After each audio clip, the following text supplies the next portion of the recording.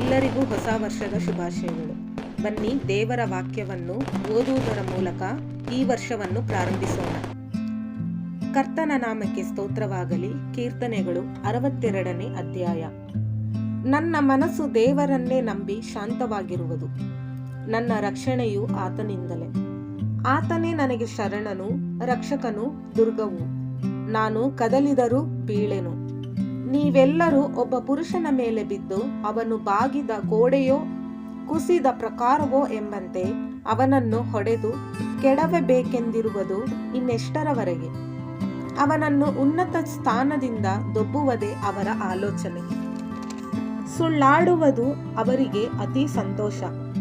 ಬಾಯಿಯಿಂದ ಹರಸಿ ಮನಸ್ಸಿನಿಂದ ಶಪಿಸುತ್ತಾರೆ. ನನ್ನ ಮನವೇ, ದೇವರನ್ನೇ ನಂಬಿ ಶಾಂತವಾಗಿರು.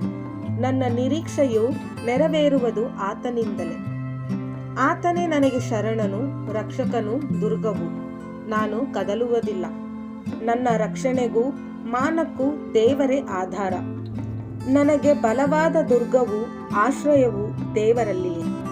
ಜನರೇ, ಯಾವಾಗಲೂ ಆತನನ್ನೇ ನಂಬಿ ನಿಮ್ಮ ಹೃದಯವನ್ನು ಆತನ ಮುಂದೆ ಬಿಚ್ಚಿರಿ.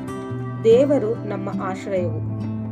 ನರರು ಬರೀ ಉಸಿರೇ, ನರಾಧಿಪತಿಗಳು ಬರೀ ಮಾಯವೇ.